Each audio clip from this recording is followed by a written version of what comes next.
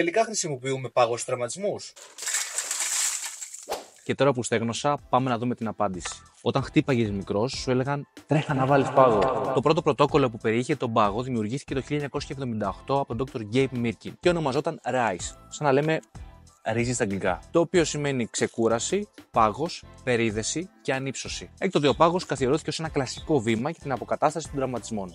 Και προφανώς δεν μπορούμε να εξηγήσουμε όλη την πορεία των ερευνών μέσα σε ένα βίντεο, αλλά τα τελευταία χρόνια η βιβλιογραφία δείχνει ότι ο πάγος καθυστερεί αρκετά την επούλωση του τραύματος. Το τελευταίο και πιο δημοφιλές πρωτόκολλο είναι το Peace and Love, δηλαδή προστασία του μέλους, ανύψωση, αποφυγή αντιφλεγμονωδών φαρμάκων, περίδεση, επανεκπαίδευση και ενημέρωση από τον φυσικοθεραπευτή σου, σταδιακή φόρτιση και αισιοδοξία γιατί όλα θα πάνε καλά. Αγιοδιαστολή, καθώς πρέπει να βελτιώσουμε την κυκλοφορία του αίματος στην περιοχή.